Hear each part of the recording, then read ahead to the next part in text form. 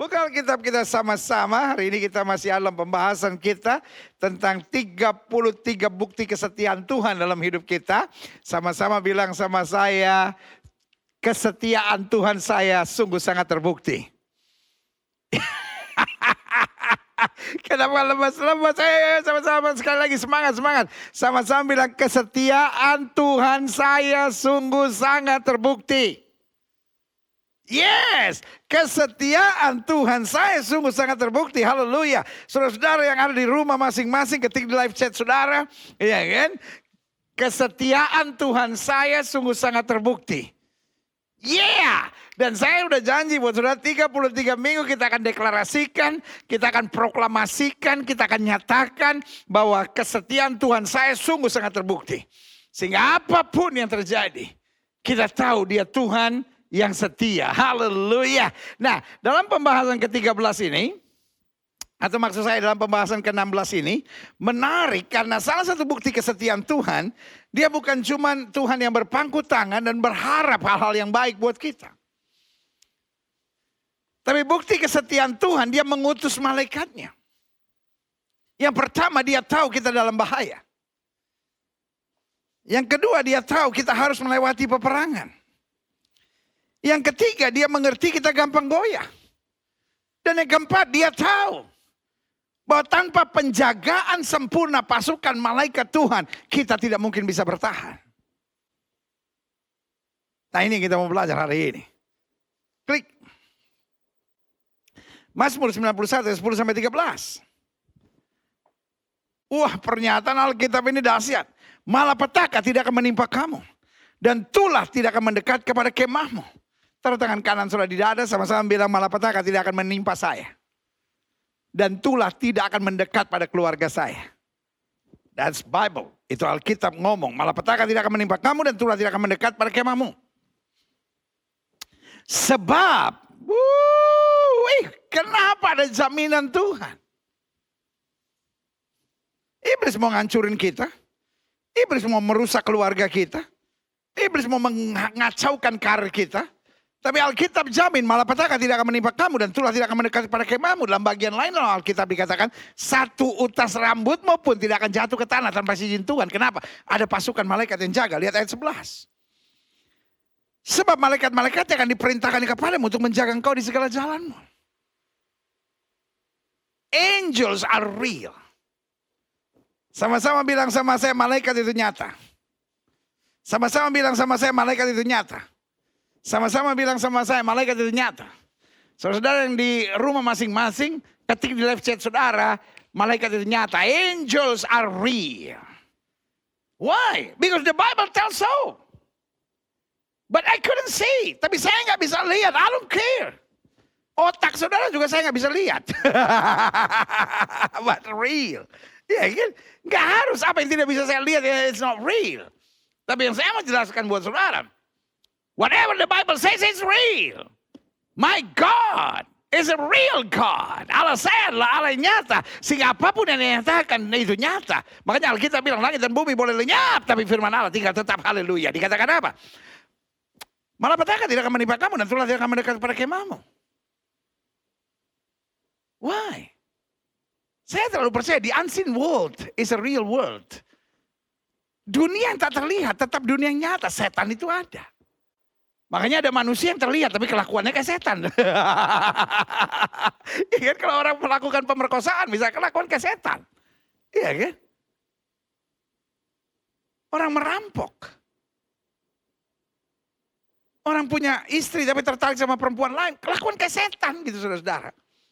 Jelas gak sampai di sini ya kan? Jadi orang mau bilang, oh setan gak ada. Tetapi the unseen world is real saudara. Iya kan? Jelas maksud saya kan dikatakan sebab malaikat akan diperintahkan kepadamu untuk menjaga engkau di segala jalanmu. Mereka akan menatang kau di atas tangannya supaya kakimu jangan terantuk pada batu. Selalu ada penjagaan Tuhan. Ayat 13. Bahkan karena penjagaan malaikat Tuhan ini, singa dan ular tedung akan kau langkahi. Artinya kau gak perlu takut sama singa dan ular tedung. Bahkan kau akan menginjak anak singa dan ular naga. Ini mengajar kepada kita bahwa kita bukan berarti kita nggak akan menghadapi tantangan, tapi kita akan keluar sebagai pemenang di balik tantangan kita. Haleluya. Matius 24 ayat 29 sampai 31. Saya mau saudara punya dasar Alkitab yang kuat tentang pasukan malaikat. Matius 24 ayat 29 sampai 31. Segera sesudah siksaan pada masa-masa itu, ini bicara tentang akhir zaman. Matahari akan menjadi gelap dan bulan tidak bercahaya dan bintang-bintang akan berjatuhan dan dari langit dan kuasa-kuasa langit akan goncang. Pada waktu itu akan tampak tanda anak manusia di langit dan semua bangsa di bumi akan menatap dan mereka akan meratap dan mereka akan melihat anak manusia itu datang di atas awan-awan di langit dengan segala kekuasaan dan kemuliaannya. Saya khawatir dengan nubuatan-nubuatan yang terjadi hari-hari ini. Kuasa langit sedang goncang. Segala sesuatu sedang goncang dan anak manusia datang. Dan ini bukan berarti dunia berakhir. Bukan, anak manusia datang. Artinya apa? Dia menyatakan kepada kita, dia Allah yang dahsyat, Allah yang luar biasa. Selama kita pandang dia, kita tenang. Makanya dikatakan anak manusia itu datang di awan-awan di langit dengan segala kekuasaan dan kemuliaannya. Artinya kita jangan hidup lihat yang di tanah aja, masalah aja, persoalan aja. Tapi kita lihat rencana Tuhan, kasih Tuhan, kuasa Tuhan, kedahsyatan Tuhan. Ayat 31. Dan ia, anak manusia itu, Yesus Kristus Tuhan. Ia akan menyuruh keluar malaikat-malaikatnya dengan meniup sangkakala yang dahsyat bunyinya. Dan mereka akan mengumpulkan orang-orang pilihannya dari keempat penjuru bumi. Dari ujung langit yang satu ke ujung langit yang lain. Dan ini saatnya. Gereja Tuhan sedang dipersatukan. Anak-anak Tuhan sedang dipersatukan. Orang-orang percaya harus belajar mengandalkan Tuhan. Bukan masing-masing dengan kemauannya sendiri. Nah itu sebabnya. Di akhir zaman gelombang yang setan mau kerjakan adalah perpecahan dan kekacauan dalam tubuh Kristus. Saya ulangi sekali lagi. Gelombang yang setan mau kerjakan di akhir zaman adalah perpecahan dan kekacauan dalam tubuh Kristus. Padahal yang Kristus sedang lakukan adalah mempersatukan. Jadi kita lihat di akhir zaman gerakan kesatuan tubuh Kristus akan makin berkobar. Tetapi ada orang-orang tertentu yang akan dipakai setan untuk mendatangkan kekacauan dan perpecahan. Karena di mana Roh Kudus sedang bekerja. Di mana kuasa Allah sedang bekerja. Iblis akan membuat kontranya. Makanya doa Yesus bilang apa? Jadikan mereka satu. Tapi sekarang ributnya bagaimana kita bersatu. Oh mereka pandangannya berbeda. Lu berbeda bukan alasan untuk tidak bersatu. Kita sama-sama percaya Yesus Kristus Tuhan. Kita percaya kita menuju surga yang sama. Oh tapi itu Yesus yang lain. Oh silahkan. Iya ya. Tapi saya hanya mau bilang. Kita harus jujur lihat. Di satu sisi. Akhir zaman Tuhan sedang mempersatukan gerejanya. Tapi di sisi yang lain. Setan sedang mau mendatangkan kekacauan dan perpecahan. Pastikan saudara berdiri. Di tempat yang tepat. Pada rencana Tuhan. Karena Alkitab bilang malaikat Tuhan di akhir zaman. Sedang bekerja ekstra. Untuk apa? Melakukan hal-hal yang dahsyat. Bagi orang-orang pilihannya. Nah, makanya dalam pendahuluan saya tekankan gini. Masih ada orang Kristen yang gak percaya. Masih ada orang beriman yang bilang, ya malaikat kan cuma penghiburan. Nah, tapi saya simpulkan begini, malaikat Tuhan adalah bonus sempurna. Yang Bapak sediakan untuk memastikan kita aman dan terlindungi. Pertanyaan aman dan terlindungi dari apa? Yang pertama segala serangan iblis. Nanti saya jelaskan. Kenapa butuh malaikat? Untuk memadamkan, untuk mematahkan segala serangan iblis. Saya ngerti ada orang-orang modern yang berkata, oh devil are not real. Tapi saya mau bilang, the devil are real, saudara. Setan itu nyata. Setan lah yang mau bikin kita emosian, setan lah yang mau bikin kita kacau, setan lah yang mau bikin kita ribut dalam rumah tangga, setan lah yang selalu mau mendatangkan ketidaktentraman dalam hidup. Nah setan ujung-ujungnya hanya mau mendatangkan perpecahan. Kekacauan, ketertekanan. Karena targetnya adalah kebinasaan. Makanya Alkitab bilang pencuri itu datang hanya untuk mencuri, membunuh, dan membinasakan. Tapi aku datang untuk memberi domba-dombaku hidup. Dan hidup yang berkelimpahan. Makanya Alkitab bilang. Iblis itu sama seperti singa yang berkeliling mencari orang dapat ditelannya. Jadi dari sini jelas ada yang bisa ditelan, ada yang tidak bisa ditelan. Tapi Alkitab bilang lawanlah dia dengan iman yang teguh maka dia akan lari. Bahkan dalam bagian lain dalam Alkitab dikatakan seluruh saudaramu di seluruh dunia menanggung penderitaan yang sama. Penderitaan yang sama apa? Menghadapi serangan iblis. Adik-adik muda, kita akan menghadapi serangan iblis. Ibu-ibu rumah tangga, kita akan menghadapi serangan iblis. Bapak-bapak, kita akan menghadapi serangan iblis. Pelayan-pelayan Tuhan, kita akan menghadapi serangan iblis. Persoalannya kita sadar atau enggak? Kita siap atau enggak? Dan kita mampu menang atau tidak? Ini dia. Makanya ada pasukan malaikat menjaga. Pastikan. Kitalah orang-orang yang percaya ada pasukan malaikat menjaga kita. Sehingga waktu kita mulai rasa gak enak, kita imani ada pasukan malaikat sorga yang jaga saya. Saya maju dan saya percaya pembela saya akan memberikan kemenangan yang luar biasa. Haleluya. Yang kedua. Ya kan? Makanya kenapa kita percaya misalnya. Anak Tuhan tidak bisa dihipnotis, tidak bisa disantet, tidak bisa diserang guna-guna. Kenapa kita percaya? Karena ada pasukan malaikat yang akan jaga kita. Tapi kalau kita apa-apa takut, apa-apa khawatir. Ya sesuai dengan imanmu jadi padamu. Tapi kalau kita mengerti kebenaran kata Alkitab, kebenaran itu akan memerdekakan kita. Waktu kita tahu saya dijaga oleh masukan malaikat. Tidak bisa dari si jahat menyentuh saya. Maka sesuai dengan imanmu jadi padamu. Yang kedua. Malaikat Tuhan adalah bonus sempurna yang Bapak sediakan untuk memastikan kita aman dan terlindungi dari siapa? Apa? Segala kegagalan dan keputusan-keputusan yang bodoh. Maria sedikit lagi ambil keputusan yang bodoh. Waktu malaikat bicara, dia bilang bagaimana mungkin sebab aku belum bersuami. Tapi ketika dijelaskan lebih jauh, suara malaikat itu menenteramkan jiwanya. Sampai dia berkata, jadilah padaku seperti yang kau katakan, sebab sesungguhnya aku ini hamba Tuhan. Yusuf sedikit lagi ambil keputusan yang bodoh. Dia mau menceraikan Maria secara diam-diam. Tapi ketika dia mempertimbangkan maksudnya, ini dia pentingnya. Kalau kita diperhadapkan pada sebuah keputusan, pastikan kita doa. Dan malaikat Tuhan akan memberi tuntunan yang sempurna buat hidup kita. Makanya malaikat berbicara kepada Yusuf. Jangan takut mengambil Maria sebagai istrimu.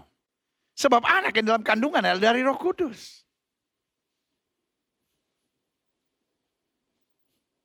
Waktu Herodes merancangkan yang jahat buat orang-orang Majus. Apa yang membuat orang-orang Majus tidak mengambil keputusan yang bodoh? Kembali ke jalan yang sama. Pasukan malaikat. The same angel still work today. Haleluya. Pasukan malaikat yang sama tetap bekerja sampai hari ini. Untuk mengawal orang-orang pilihannya. Haleluya. Gembala-gembala di padang. Melihat sinar terang, dia ketakutan. Malaikat beritahu, jangan takut. Aku memberitahukan kepadamu kesukaan besar. Kamu yang selama ini tertekan, kamu yang selama ini putus asa, kamu yang selama ini ngerasa gak ada jalan keluar. Juru selamat telah lahir bagimu, haleluya. Berarti jelas. Malaikat Tuhan adalah bonus sempurna yang Bapak sediakan. Untuk memastikan kita aman dan terlindungi. 1, dari segala serangan iblis. 2, dari segala kegagalan, keputusan-keputusan yang bodoh. 3, dari segala jebakan-jebakan dunia yang menakutkan. Saudaraku yang kasih dalam Tuhan. Iblis datang dengan berbagai jebakan-jebakan. Tapi malaikat Tuhan memastikan bahwa kita aman dalam perlindungannya. Alkitab saya bicara tentang Daniel yang berdoa. Daniel berpuasa selama 14 hari. Sepertinya Tuhan tidak menjawab. Tetapi apa yang terjadi? Malaikat Tuhan datang kepada Daniel dan berkata, hari pertama engkau berdoa, Tuhan mengutus aku untuk membawa jawaban doa, menjelaskan apa yang akan terjadi di akhir zaman.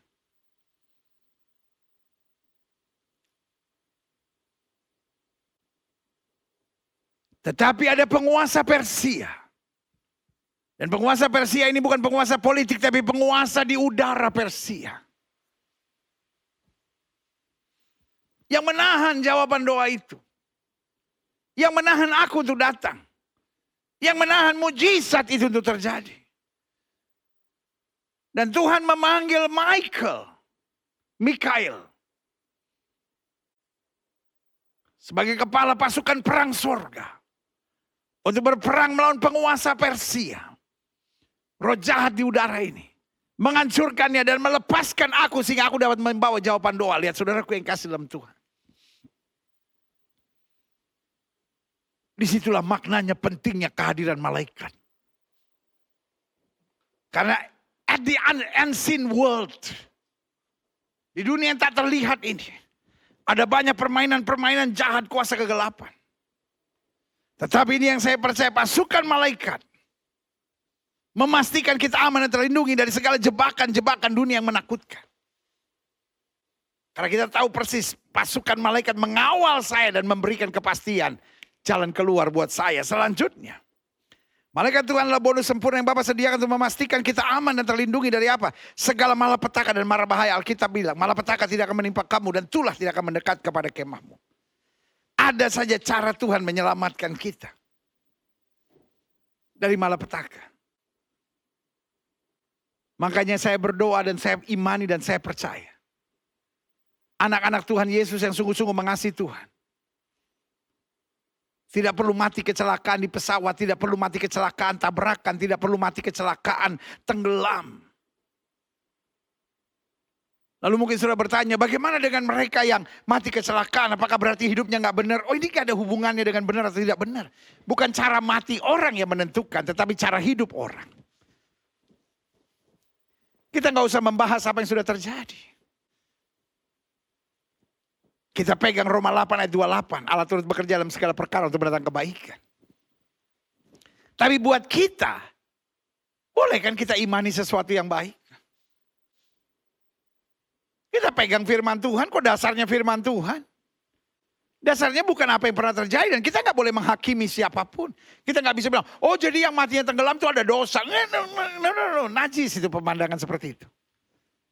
Setiap orang boleh punya iman untuk dirinya sendiri. Dia boleh punya iman untuk jemaat yang dilayani. Dan karena itu saya tebarkan iman ini. Kita imani bahwa anak Tuhan yang sungguh-sungguh tidak harus mati kecelakaan. Tidak harus mati tabrakan, tidak harus mati karena pesawat jatuh, tidak harus mati karena tenggelam, tidak harus mati karena dibunuh. Ada penjagaan Tuhan yang sempurna. Kalau saudara bilang, oh saya nggak mau beriman begitu, ya iya doa saya menyertai saudara. Jadilah seperti yang kau percayai. Tetapi saya berdoa supaya jemaat gereja Bethel Indonesia Global Fellowship Center, baik yang ada di gereja saat ini maupun semua yang ada di live channel maupun semua saudara yang sedang mengikuti di rumah masing-masing, saya berdoa dan saya imani, mari kita sepakat. Ada pasukan malaikat Tuhan yang akan menjaga dan mengawal kita. Sehingga malapetaka dan mara bahaya tidak bisa menimpa kita. Yang setuju katakan amin. Amin. Kita dan anak-anak kita.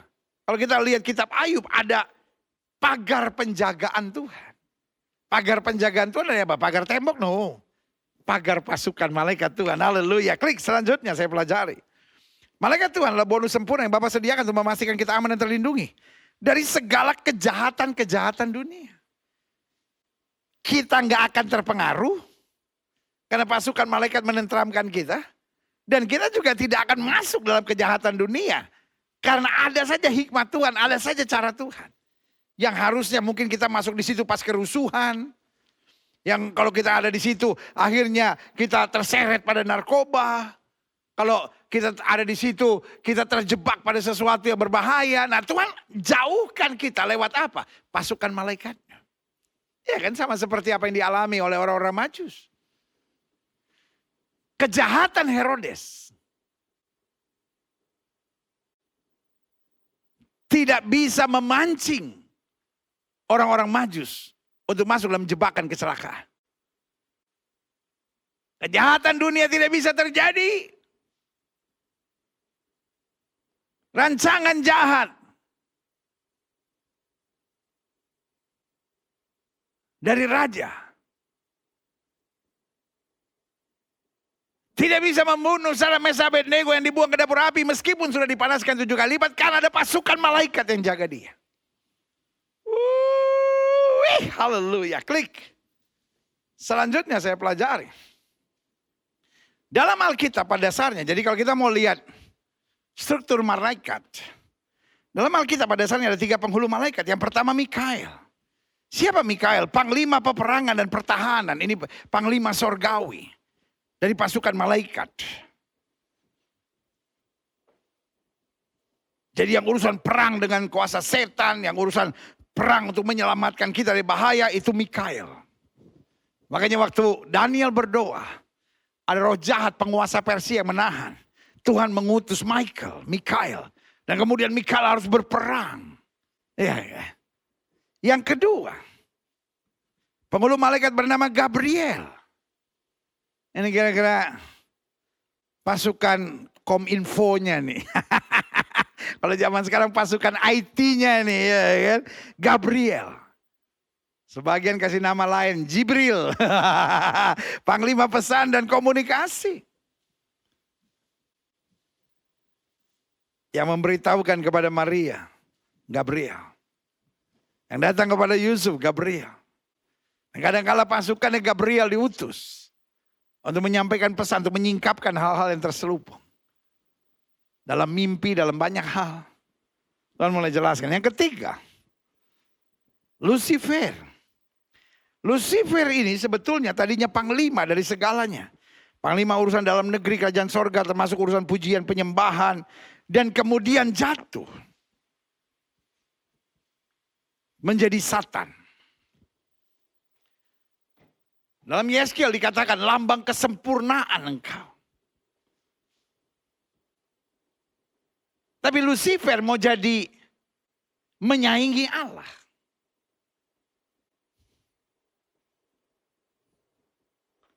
Kan dilemparkan.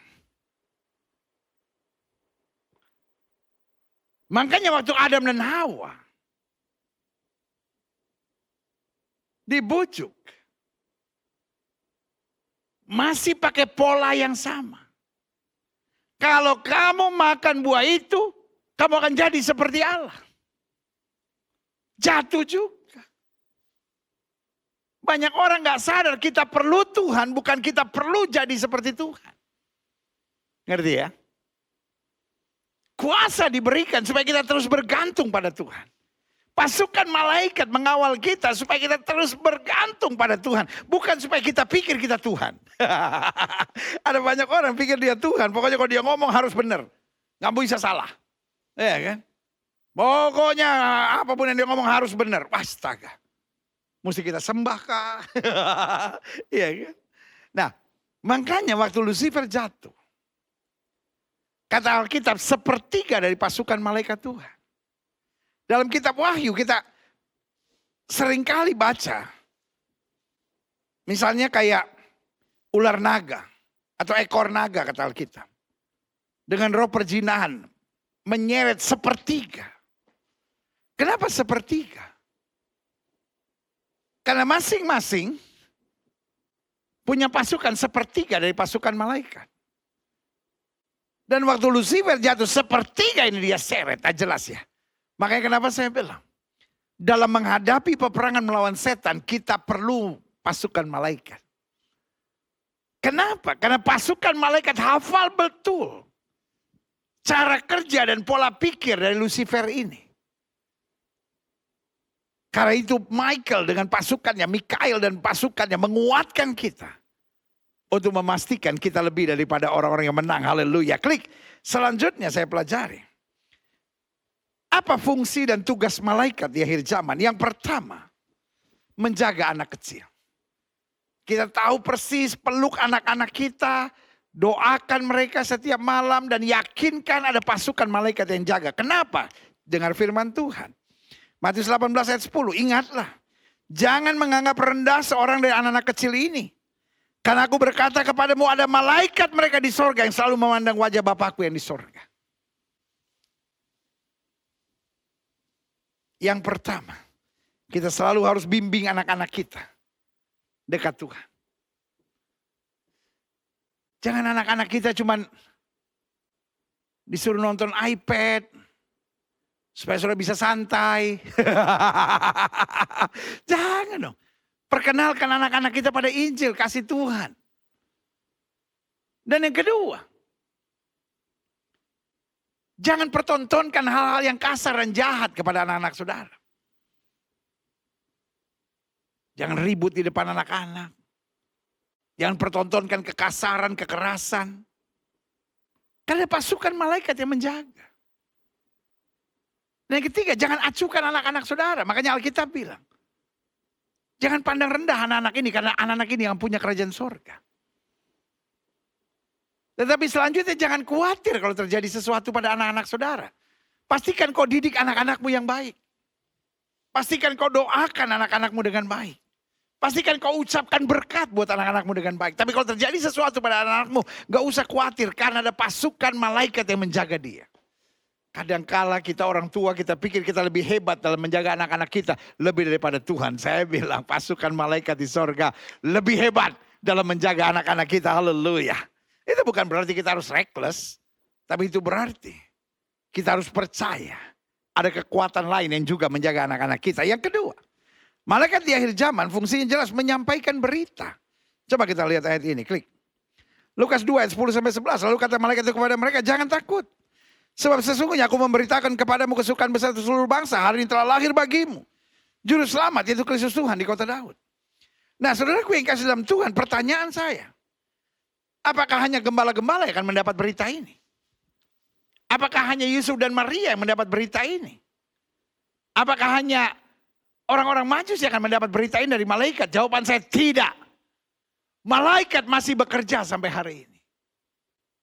Itu sebabnya kita harus punya banyak waktu untuk memuji menyembah Tuhan. Jangan tidur malam langsung tidur. Sebelum tidur malam, sembah Tuhan dulu. Jangan bangun pagi langsung sibuk. Bangun pagi punya waktu dulu dengan Tuhan. Ada pesan-pesan tertentu yang malaikat mau sampaikan buat kita. Melalui Roh Kudus, melalui pesan sorgawi. Sehingga hal-hal yang selama ini kita pikirkan dengan bingung. Hal-hal yang kita pikirkan dengan tertekan. Hal-hal yang kita pikirkan dengan betul-betul mentok. Gak tahu mesti jalan apa yang harus kita buat. Saudaraku yang kasih dalam Tuhan. Tapi waktu kita memberi kesempatan. Maka malaikat akan berbicara buat kita. Dan memberi pesan. Saya tetap percaya sorga masih tetap berbicara buat kita. Amin. Bagaimana Tuhan bicara? Lewat Roh Kudusnya. Lewat pasukan malaikat. Pesan-pesan ilahi disampaikannya. Yang pertama supaya kita tidak tersesat. Yang kedua supaya kita tidak terjebak. Yang ketiga supaya kita tidak binasa. Dan yang keempat supaya kita tetap bertahan di jalan-jalan yang Kristus kehendaki. Haleluya. Selanjutnya.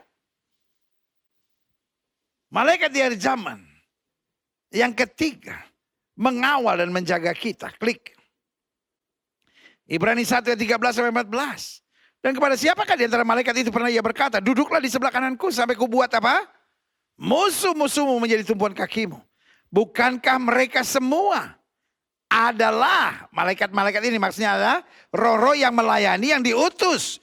Untuk melayani mereka yang harus memperoleh apa? Keselamatan. Siapa itu yang harus memperoleh keselamatan? Taruh tangan kanan saudara di dada, bilang saya. Wuih. Berarti siapa itu? Malaikat. Malaikat itu yang diutus Tuhan untuk menjaga kita.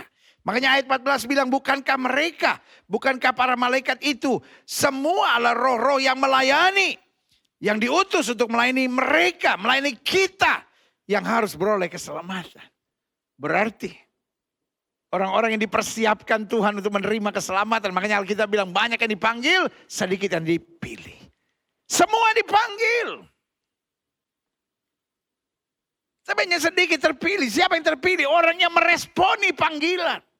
Orang yang berani bayar harga. Makanya Billy Graham pernah berkata, to receive Christ costs nothing. To follow Christ costs something. But to serve Him costs everything. Berarti jelas. Orang-orang yang meresponi panggilan. Orang-orang yang berani berkata tidak pada dosa dan tawaran kegelapan. Orang-orang yang berani tidak miring ke kiri maupun miring ke kanan dan bertahan sampai kesudahannya. Itu akan beroleh selamatnya. Karena mereka bukan yang dipanggil, dipilih. Dan karena terpilih maka ada pasukan malaikat yang melayani. Karena orang-orang terpilih juga harus menghadapi tantangan. Orang-orang terpilih juga akan menghadapi tekanan. Orang-orang terpilih juga akan menghadapi penganiayaan. Orang-orang terpilih juga akan menghadapi jebakan-jebakan yang berbahaya. Tapi pasukan malaikat mengawali dia. Haleluya. Saudara bisa lihat Daniel 6 ayat 23. Daniel 6 ayat 23 bilang begini. Allahku. Ini ketika Daniel dibuang ke gua singa. Lalu Raja Darius bertanya. Daniel. Apakah Allah yang kau sembah dengan tekun itu menyelamatkan engkau? Daniel 6 ayat 23 berkata, kekalah hidup Tuanku Raja. Di ayat sebelumnya, ayat 23-nya dikatakan, Allahku telah mengutus malaikatnya untuk mengatupkan mulut singa-singa itu. Sehingga mereka tidak mengapa-apakan aku. Karena ternyata aku tak bersalah di hadapannya. Tapi juga terhadap Tuanku ya Raja, aku tidak melakukan kejahatan. Saudaraku, there is always an angel to save us. Selama jalan kita benar. Bukan berarti kita nggak bisa dicurangi, bukan berarti kita nggak bisa dijahati, tapi kita tidak bisa dihancurkan. I cannot be destroyed. Taruh tangan kanan sudah di dada, sama-sama bilang sama saya tidak bisa dihancurkan. Lebih semangat lah, apalagi yang di gereja nih, sama-sama bilang, saya tidak bisa dihancurkan.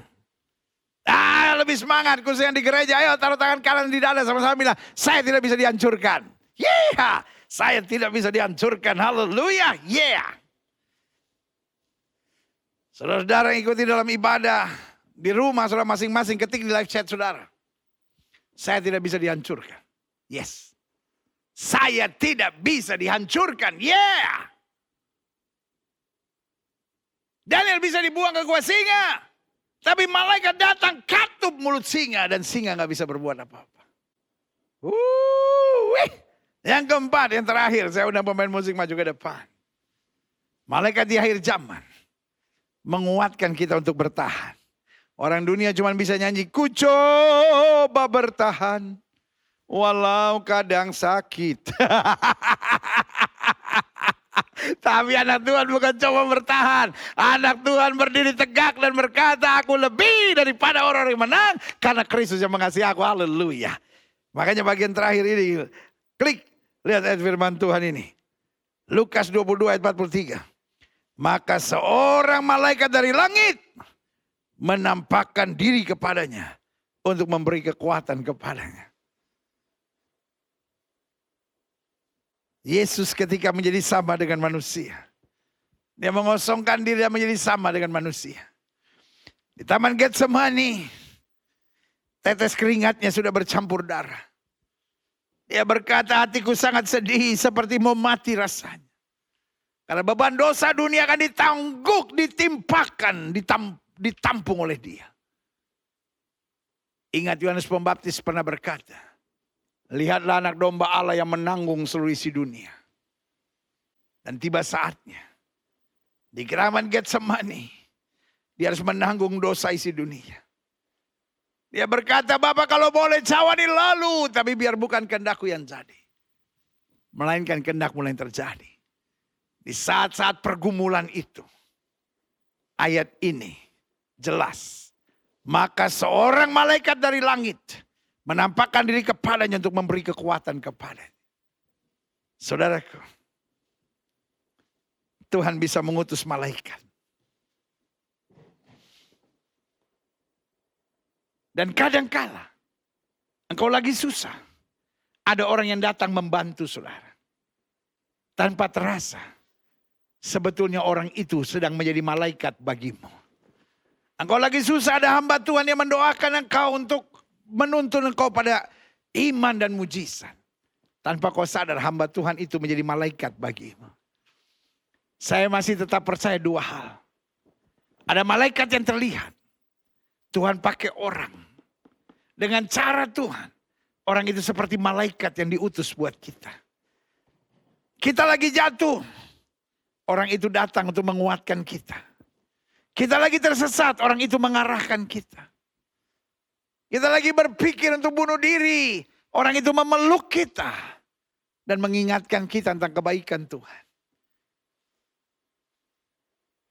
Ada orang-orang yang mau bercerai, tapi ada orang yang mengingatkan dia, kenapa mesti bercerai? Jangan. Lalu dia tolong kita, dia bantu kita.